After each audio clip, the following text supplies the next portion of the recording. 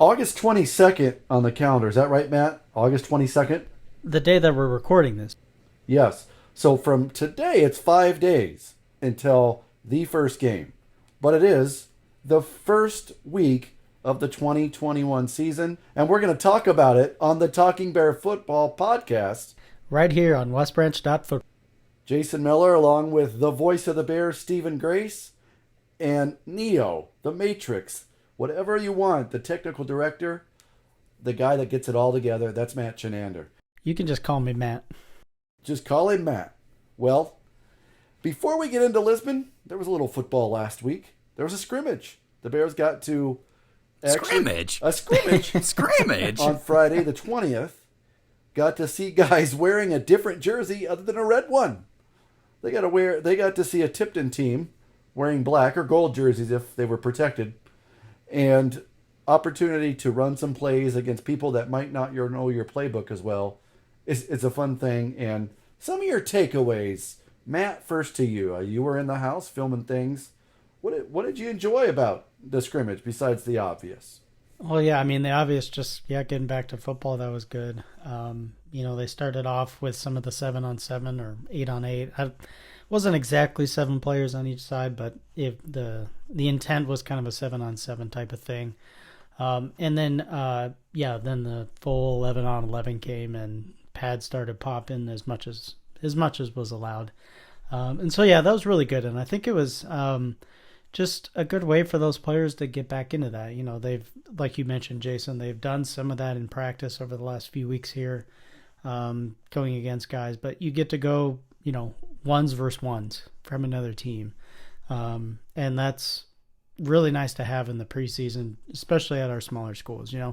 At a 4A, 5A now type of school, you have typically enough players and enough that don't play two ways that you can get a full one versus ones just within your own team, but not down in 1A or 2A, sometimes even 3A. So, just nice for those players to get that action after doing, like I said, weeks of playing against your own players, but then also throughout the summer doing 7-on-7 stuff. So just real football action as we head into this coming Friday.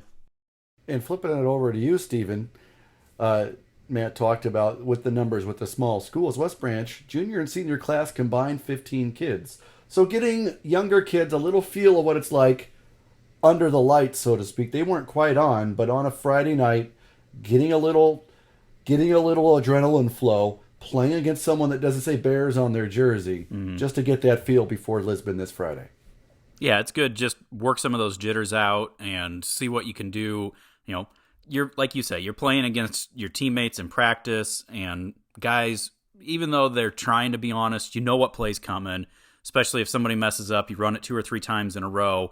So, okay, they're cheating a little bit, and so it's hard to get a good look sometimes or understand what you need to do, whereas you're going against somebody else, in this case Tipton, and they're coming at and they're trying to do their things defensively, and so it just gives you a better sense of how you need to play, how quick you need to play, how you need to react to different things when you get out there. So it's a great opportunity. And then, I wasn't over there, but I was able to watch the film that we had. And the thing that I love is Coach Hirschman is really putting huddle to use this year, and he's making notes for guys. And it's really cool to see some of that where it's like, hey, wide receiver, you should be running this at 3 yards and then cut rather than 5 yards and then cut, or you need to line up just a little bit different, or a lot of those different just little things that, to most casual observers, you're like, oh, well, that play didn't work. Oh, well, you're seeing here, receiver, if you lined up 2 steps further one direction, then your route would be easier to run and you'd be able to get open and score a touchdown rather than run into the defender and have an incomplete pass. So it's great just to get those different things, those looks, and be able to find ways to continue to teach, especially, like you said, Jason, with a young team that we've got. Stephen, you mentioned the offense. On the defensive side, they were fired up. Like they were, especially once they got to that 11-on-11 stuff. The Bears defense was just firing on all cylinders, seriously. Like in the backfield, blowing out plays. There was a stretch there where Tipton, didn't gain positive yardage for probably a handful of plays in a row. So hopefully that continues into Friday because we're going to need it. I agree. And the good news is Friday, there's a football game. Even better news, it's going to be official and it's going to count. Even better news, I don't think anybody has to wear, like anybody on the sidelines, not going to have to wear a mask for at least right now. Get in the game with the mobile app from Fidelity Bank and Trust. Do your banking during the game without missing a play. Learn more at bankfidelity.bank. Fidelity Bank and Trust, your hometown bank and proud supporter of the West Branch Bears. Member FDIC. Football, Friday. Love putting those two things together, and when you say it's an official football game, it's even better. The Lisbon Lions are on the docket. Last year, Lisbon, Matt, and Steven finished the season 5-2 in the regular season. They ended up being a state quarterfinalist in Class A football, which is a class just below West Branch, but we've seen these teams before. These two teams, rather, have seen one another before. They are not that far apart in distance and really not that far apart in accomplishments over the last 6 or 7 years. When you look at Lisbon, new head coach Phil Whitman taking over Steven, what are some things, first off, your first thought, Lisbon Lions are going to be a blank football team? Good. Very, very good. How about for you, Matt? Fill in that blank. I mean, Steven said it all with his with his one word. I mean, what else is this? No, I'm kidding. Lisbon, I mean, yeah, we always kind of talk about, Class A, Class 1A, Class 2A, and kind of on average, you kind of get that linear progression from A up to 2A, 3A, etc. In terms of talent level and speed and physicality. And, West Branch is at, I think, the bottom, like, if not exactly the bottom, pretty close to the bottom of 1A. I think there's one school behind us in class. Like, if we had 3 fewer kids, we'd be Class A. Right, exactly. And so, like, all that to say, this A versus 1A distinction, I don't care. West Branch has shown enough over ever since I can remember that we play a 2A. I don't think we've played very many 3A schools, but yeah, 2A schools, and we beat them handily. Or we play single A schools like Lisbon, and it's a really good game. And so, like, you can talk a lot about this A, 1A, 2A kind of stuff, but honestly, it doesn't matter. And especially with Lisbon, but, not only that, but this is the first game of the season. I think you can throw everything out the window in terms of strength and physicality and speed and, the size of the rosters and all that kind of stuff. It's the first game. Both schools are fired up. They're ready to go. And Lisbon, arguably one of the best teams in Class A. It's good. It's really going to be a good game. Well, I think a lot of what you're talking about there, Matt, I mean, you see the big difference when you get to the bigger schools just because there's some more depth. I mean, you're going to have great athletes at the high school level everywhere. And I think what you see with the teams like a Lisbon or a West Branch is they find a way to get those athletes onto the field and put them in a good position. And, the Lisbon Lions can sit there and say, hey, you know what? We may only have 25, 30 kids out on the varsity, whatever it is, but we're going to get our best 11 on both sides of the ball. So, yeah, you may have to worry about conditioning a little bit, but that's where sometimes you see these smaller schools really take pride that, you know what, we have to be tough, we have to buckle down and go both ways and play our tails off for the entire 48 minutes. We don't get to take plays off. And sometimes that adds to how you're able to succeed because you're out there, you're in a rhythm, and you're playing. You're not thinking about it. You're not over on the sideline analyzing. You're just out there reacting. And so I think that's probably what we're going to see a lot this week and probably from both of these teams all year is, you know what, we're just going to go out and we're going to be blue-collar, tough-nosed, and just let's see how we can line up and play some ball, and we want to come out on top after 48 minutes. Well, Steven, I think you hit the nail on the head when you said, yeah, this is what's going to happen. This is what we're tough football. That is Lisbon. When you said they're going to just line up, that's exactly what they're going to do.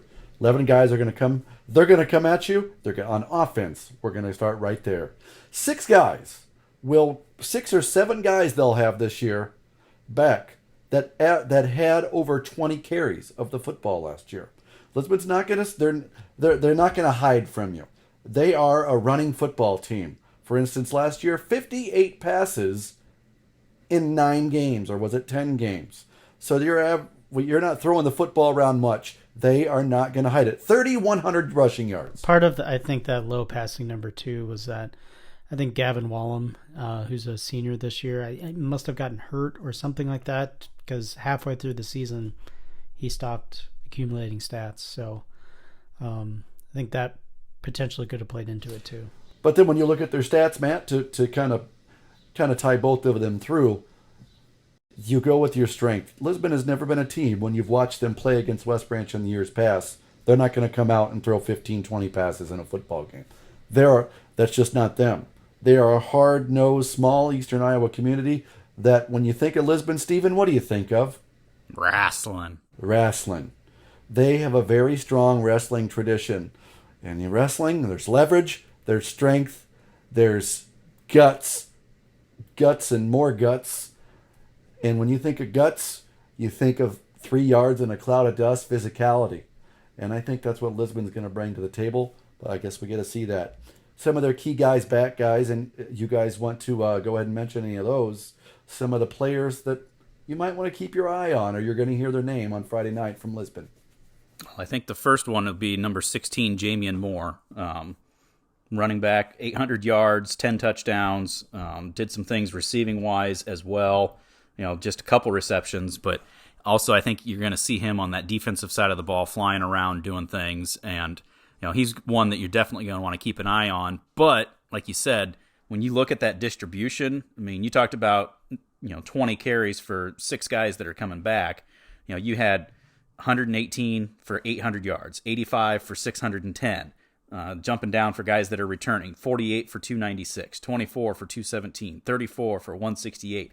I mean, it's not like, it's kind of similar to, the old Tipton offense. I mean, it's not the spinner back single wing type, but it's just one of those that, hey, we've got 3, 4, 5 different options, and we're not going to let you settle in and say, oh, wherever the fullback goes, that's where we're going.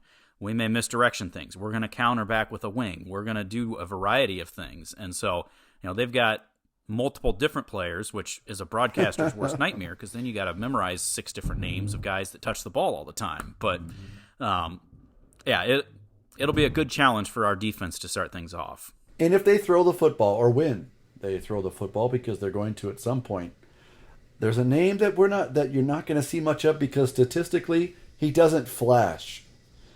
But the guy's name is Cole Becker. Anybody any significance of why I would bring that kid's name up as an outside threat? What usually happens when you say a guy on the outside is a threat, he usually has a lot of speed. Cole Becker, ring a bell, anybody, if they follow your track and field results from this spring? I wasn't watching that close, but I'm guessing he probably did very well in Des Moines. He did. How about state champion high hurdler? Yep, Coach Kevin Braddock, and the special teams coach and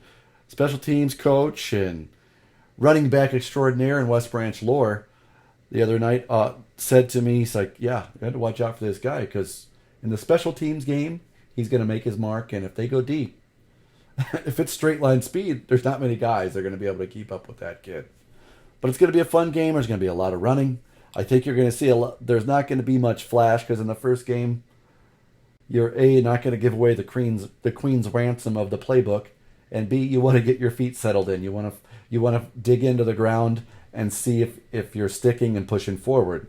And I think, one of you mentioned the conditioning. I think that's going to play a factor, because this week you look at the weather leading up to this game. It's going to be an interesting weather week. That wonderful hot weather that you get in August just happens to be falling on the first week of the Iowa high school football season. Yeah, I would say I know the guys like to listen to this every now and again. I know the coaches are saying this. I'm going to tell you too, drink your water all week long. Don't think you just wait till Friday night. Be drinking water every night this week. Have yourself overly hydrated. Yeah, at school all day long. Yeah, just be drinking that like crazy, because you don't want to be coming out of the game Friday night because you're cramping because you didn't drink enough water. Been there, done that in this scenario with many kids through the years. It'll happen. It's just normal. 1 or 2 guys are going to have a cramp. But if you, like Steven said, stay ahead of the game. Put the cart really ahead of the horse, or is the horse ahead of the cart in this scenario? But it's going to be a fun game. Lisbon always packs a punch on the field, always obviously packs a punch on the wrestling mat, which is going to translate to some toughness. And West Branch has a lot of new kids and new places, new faces and new places. I think it's going to be fun to watch a football game just in general. So you realize, Matt, that based on everything that Jason has said and some of the stuff I just talked about, first 17 plays that Lisbon runs is going to be 4 wide, just chuck it down the field. Oh, yeah, that's totally what I'm expecting. Yeah. Yep. That has got to be it. Closing the book on Lisbon really quick, though, we should mention, fresh soft football team actually is the first team to see the field this year for West Branch. Thursday night, the 26th at 6 p.m. in Lisbon. West Branch Fresh Soft takes on the Lisbon Lions to start things off, raising the curtain on the 2021 football season. The Bears varsity the next night, the 27th, as we've mentioned before. 7 o'clock kickoff, thereabout. Be there, be square. If you can't be there, we'll tell you ways later on that you can listen to the Bears and follow the Bears all the way for every snap through the season. Well, it looks as though Matt has got us down next for our picks to click. So it's going to be fun this year to decide on the one-timers. Yeah, we have to decide those first. I gave 4 choices. I think Andy Henson's obviously in the book. Carver Belk, quarterback, is going to be in the book because he touches the ball on every single play. I think Brother Kinnick might be in the book as well. Might be a stamper or not. I'm just looking at my options down the road. I mean, I want to pick Kinnick more than once. Okay. How about Peyton Miller? I think Peyton would be a good one-timer, too. I mean, I would love to pick him multiple times, too, but I think he's one that could potentially have some good games. And Peyton's going to be a threat. He's going to be a player on defense. Peyton's also, because he's going to more than likely be matched up against the better receivers of each team. He's also going to have his hand on pretty much on a lot of special teams plays. So he's going to be a contributor in many ways. So let's go. We're going with Andy Henson, Carver Belk, and Peyton Miller. Is that it? Yep. Done. Rubber stamped right now. Done. All right. So it looks like Steven, the voice of the Bears, gets to lead things off. Ooh, I get to lead things off. Okay, here's my pick. You guys are going to love this. Do not say the Bears. I'm not saying the Bears. He's a wrestler. Close, though. Going with my old number, 77, Drake Berry. It's going to be one of those down and dirty, old-fashioned Eastern Iowa Hawkeye Conference, 3 yards in a cloud of dust. And I think Drake Berry's a guy that's going to stick his nose in there and do some good things on both sides of the football to help kick this season off. Steven and I have our mind in the same area as far as the football goes here. I don't know how to word that a little bit better. How about this? Steven, great minds think alike, because I had a name in mind, but of similar capacity, as it's going to change the game or play a big part in the game. Don't steal mine. I am going to go with Matt's favorite player, yours and mine, number 56. In your playbook, he's a sophomore playing in his first varsity game. Logan Wright. Nice. And I chose him for many reasons, one of which, his favorite sport besides football might just be wrestling. And he's playing against a very good wrestling football community. The wrestling Lisbon Lions are always good, so I'm going to put a wrestler in there to do the dirty work up front. Logan Wright is my pick to click. So, Matt, I guess you're going to have to change your mind. No, you didn't take my guy, but you had a good one, though. Yeah, similar to what you both said, I'm going to go, from the defensive perspective, a level back. Cole Bailey. There you go. For the linebacker position, also on that offensive line. I like his strength. I like his quickness, his agility, and his football smarts, too. I think he's going to be real important a player this season to contribute to the Bears' hopeful success. Now, that's not to say, Coach Hirschman, that we have any doubts of your offense this year. That's just that we like to give the big uglies up front some love to begin the year. Defense wins championships. So one-timers have been settled. Our picks to click have been settled. Whether you're in a hurry headed to the game, squeezing in lunch between meetings, or if you just want to avoid the crowd, try Main Street Suites' new online ordering. Log on to MainStreetSuitesWB.com and click on online ordering to begin your order. You can customize your sandwiches or ice cream just the way you want, pay online, and then call when you arrive to have it brought to your car. Online ordering from Main Street Sweets, proud supporter of the West Branch Bears. Matt has it on our tail of the tape here, our table of contents per se. It looks as though this area might be sponsored by Riverside Casino, Elite Sportsbook, because Matt has a predictions section here. And this isn't gambling. This is just fun. It's just fun to talk about. There are no individual choices here, which is even better. That's not to say that we won't, we haven't already sent each other some Venmo or something, under the table. But Now, I'm kidding. I'm backing out of that one. I'm kidding. I say I don't have Venmo, got that Cash App thing. So yeah, I've got 6 different over/under predictions here for us to go through and give our thoughts on. A little bit of fun season prediction type of thing. Nothing that gives away the King's ransom in terms of how we think the season will go or anything like that. There's kind of some very specific things from the stat sheet. All of them which will play out at the end of the regular season. So at the end of the regular season, we'll be able to check back and see how we did here. Okay. So, and keep in mind, this is just for the regular season. So everything that we're going to talk about. Just the 8 games in the regular season. Okay, well, that was going to be my first question. And secondly, there was one that wasn't listed as, will the guys say Queens and King's ransom in the first podcast? And that's a check. Moving on from that one. We've got it covered. All right, so our first prediction here, we're going over-under of 223.5 points scored during the regular season. Now, so 8-game regular season. So for context, last season during our 7-game regular season, the team scored 194 points. And that averaged out to about 28 points per game. So 28 points per game divided by 8 is like 224. So I knocked it down, or 223. I can't remember. Yeah, 228. Yeah, 28 times 8. Excuse me. So we landed on 223.5 points scored total in the regular season. Jason, over or under? And feel free to give a little color. So over or under? My answer is yes. That's it. You said over or under, and I'm saying yes. I'm gonna say, man. The Bears. The Bears. I'm going over just because I'm hoping the Bears. You said, this is just regular season, right? Oh, yeah, just 8 games. I'm still going to go over. Yeah, this one's tough. Man, I think that we've got, I don't know, Bears. That's what I'm going with. No. Just for fun. I know, just for fun, I'm going to say under. I'm going to go with the over. I just think we're going to have some fun this year.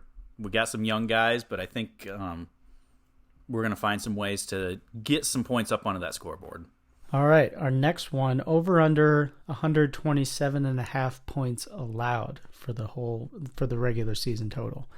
For context, last season the Bears on average gave up about 16 points per game, so 113 total points allowed in 2020. So 16 times 8 gives us 128, I think. So just under that for our 127.5 points allowed.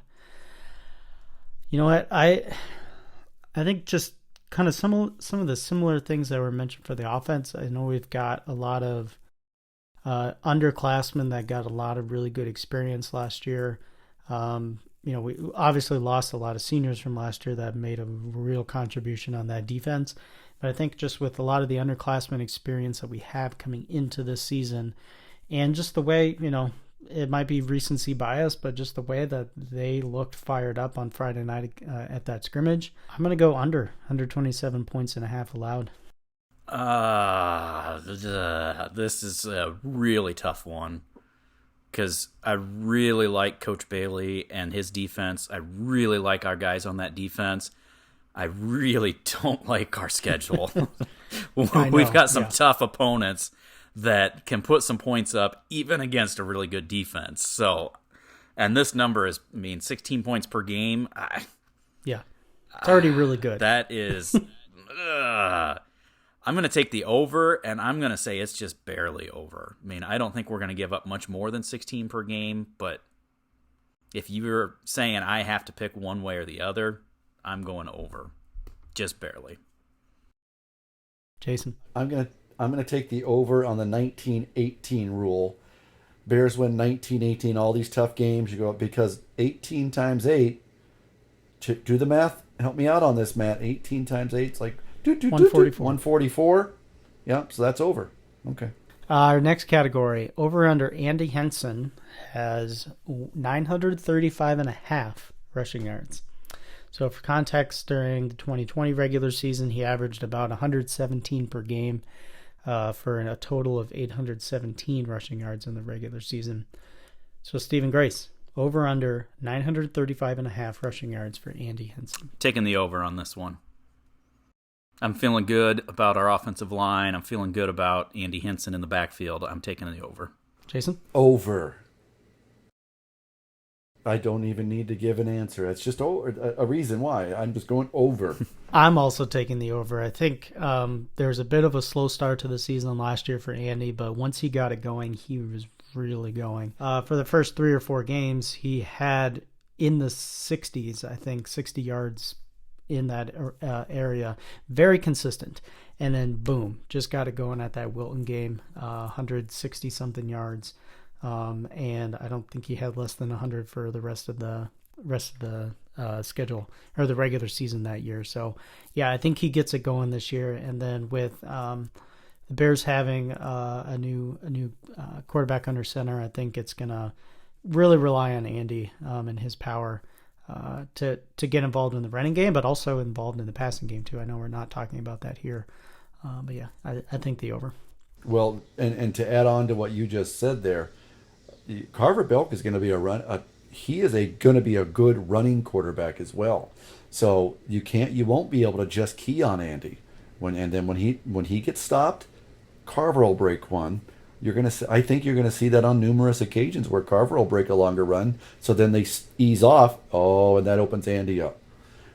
Yeah, man. You with that Wilton game from last year, you hit the nail on the head, and I really think he came of age in the second half of that Durant game. Was a big one for me to see, and he'll carry it over to this year. So speaking of Carver and Andy, we're gonna do over under 1.5 non-quarterback pass attempts. So for context, in the 2020 regular season, there were 2 non-quarterback pass attempts. One from Carver, one from Andy. I think Carver had another one in the playoffs, but we're talking about regular season here. So we're going to put that over under at 1.5. So basically, we're thinking about trick plays, reverse passes, that type of stuff. Jason, over under 1.5 non-quarterback pass attempts. Now, I've been at a few practices. I was at the scrimmage, and yet I still wouldn't have a definitive answer for this, having watched numerous team offense sets and things. But it's just such a tease to not say yes and take the over. So I'm going to take the over. And I should have clarified here, and you can change your answer if you want, Jason, if it matters. But by non-quarterback, I mean the player who is slotted in at the quarterback position. So it might be, Trenton Schutte that comes in and throws a pass, and he is technically a quarterback. So, okay, clarify this. What if we line up in a wildcat and Andy throws a pass from the wildcat? Is that classified as a non-quarterback pass attempt? Yeah, I'm saying on the depth chart, they are the quarterback. And even if, knock on wood, say Carver gets hurt and somebody else comes in and plays quarterback, that person is now the quarterback. So they would not count either. So all that being considered, I'm still saying over. I know. I didn't think it would make a difference, but just wanted to have it on the record here. And I can't remember the last time we did a Wildcat set. Was it Bo Bauer and Kay Jones? We did it with Luke Lennox a couple of times. That's true. I remember up at Jessup he did that a few times, yeah. I'm going to say the over too. I think it'd be fun, but at the same time, I don't know, this team has a lot of good athletes that can make plays. So I don't want to say that only the quarterback will throw the ball. Stephen Grace? I'm taking the over. I don't know, just a gut feeling. It might only be 2 like last year, but I'm taking the over. All right. Well, if we get towards the end of the season, if we've had 0 run, I think we need to start talking to Hirsch a little bit. Because, he always listens to us and our play calls. I know. Yeah, options. yeah, exactly. Well, specifically, at the end of the season, if the Bears are this is hypothetical for anyone listening. If the Bears happen to be 7-0 and they haven't thrown any extra non-quarterback pass attempts, I'm sure that's exactly what Coach John Hirschman will do. Well, we haven't lost yet, so let's try something new. Yeah, agreed. Yeah. Those podcast guys, they know what they're saying. Those guys on the internet, know exactly what they're talking about. It's on the internet. It's got to be true. Yeah. Saw it on Facebook. All right. We digress. Yeah. Over under 9.5 interceptions. And by interceptions, I mean the West Branch defense gets an interception. For context, they had 10 in the 2020 regular season and then added 3 more in that playoff game against Meepo. But yeah, 10 in the regular season. Well. You did not adjust for inflation. I didn't do my math here. I didn't adjust for the let's see. That's 1.428 a game, and then we're times by 8. So we'll say 10.5. So yeah, 10.5 over under interceptions by the West Branch defense. They just changed the whole thing. I know. I like this defense, but that's a lot of interceptions. I'm going under. Stephen Grace. I'm going to say the under, not because I don't like our defense, but because a lot of the teams that we play are really run heavy. Aha. And so I don't know if there's going to be as many passing attempts against us. Now, hopefully, we look at our first one and we're putting up 35 points per game, so we've got the over there, and the other teams are playing catch-up. But just my gut feeling is I don't think there's going to be as many opportunities just on the whole that we'll be able to get past that 10.5 mark. Jason? Stephen, when I looked at all these categories, whatever you want to call them, these fun categories that Matt had put out for us to decipher, the lines, yes, I thought immediately what you just said. There are a lot of teams that we face are annually, they are normally a running football team. Traditionally, that's the word I'm looking for. Traditional running football teams. So that being said, I'm going to take the over. Somebody had to do it. Thank you. Thanks for mixing it up. Yeah, that's why makes I total sense. sense. Somebody's got to do it. I mean, we had 2 categories in a row where all 3 of us agreed, so it's nice to have one oddball. Okay, our last category here, over under 1.5 special teams touchdowns. For context, there were 0 in the 2020 regular season. Which leads me to believe here, Matt doesn't want to do a 0.5. I get it, because that's just not a line you usually see. So you had to go to 1.5. I originally had that, but I'm like, that the house isn't going to make out very well on that one. But it will, Matt. If you really want to think about it like this is really bad dad joke here. Oh, the house is going to make out well when you take it there over 1.5 times this year. It's going to happen. That's horrible bad dad joke. Wow. Well, I'm going with it. That's actually, I'll give you a Wow. little credit on that one. Yeah, so it's pretty clever. So Stephen Grace, over under 1.5 special teams touchdowns. And so kick return, punt return. Blocked punt return. I guess you could say, block punt return. Do we want to count like a fake field goal or a fake punt? I mean, that's special teams. Yeah, I would say a fake of some sort we could include in there. I'm going to take the over. I think, like we've said many times, we've got some good athletes, and we've also talked about it over the years that special teams is an area where maybe some of your non-starters see the field a little bit more, and I think we've got some guys that could potentially crack the starting lineup that won't be, but they're still going to be hungry when they get out there. So I think they're going to be able to keep that focus and intensity, and they're going to find a way to make something happen and get us at least 2 special teams touchdowns this year. And it's not even far-fetched that it could happen in the same game. as we're only 2 years removed from having that happen against West Branch in Williamsburg, and only 3 years removed from someone from West Branch actually turning that trick against North Cedar. I believe it was Brett Sheely had a punt return and a kick return for a touchdown. So at the turn of a hat, it can just go right away. I think it's over 1.5. I think Coach Braddock's got a lot of good things set, and the kids are really believing in it early in the season and practices for sure. Yeah, I'm going to take the over too. I echo everything that you all just said, but also 0 is, I feel like that's hard to do, or is rare. I don't want to say rare, but it's rare. It seems like a low chance that 0 happens. And similarly, I'd say pretty low chance too that just 1 happens. So yeah, I'm taking the over. It might not be more than 2, but that's more than 1.5. So I'll take the over. Because there are things that can happen that you can't plan for. Specifically, Stephen, name me one that Brady Lukovsky was involved in one a couple years ago.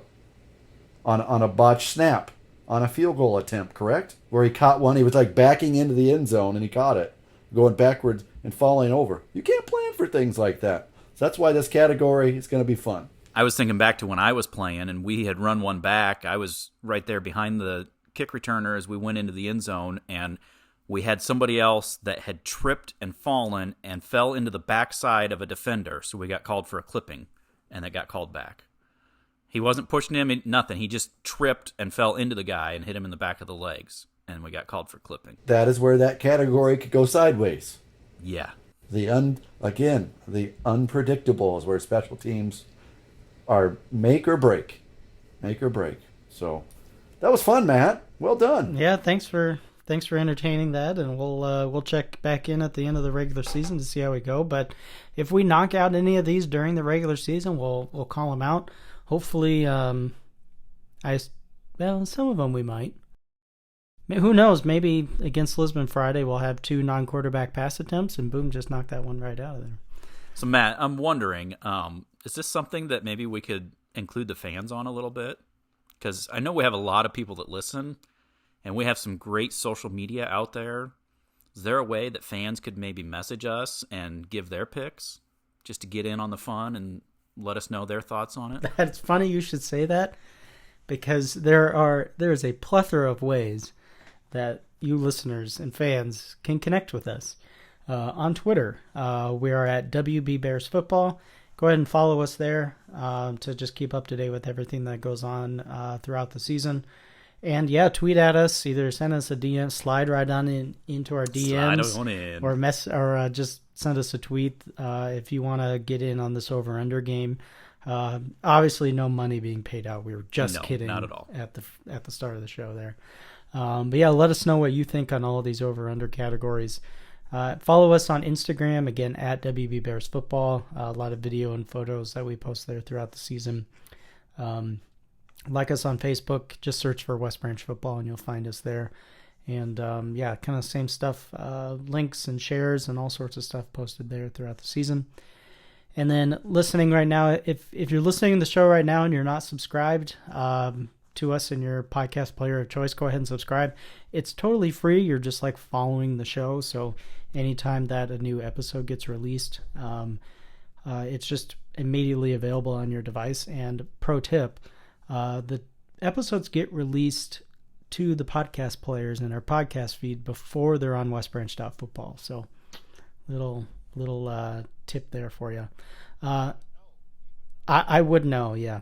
And of course, everything going on with West Branch Football is on westbranch.football, formerly westbranchfootball.com. You can still get there with westbranchfootball.com. It just redirects, but yeah, westbranch.football. Football this week, guys. I started the program with it. We're going to sort of end the program with it because we know how we always end, but football is going to be played.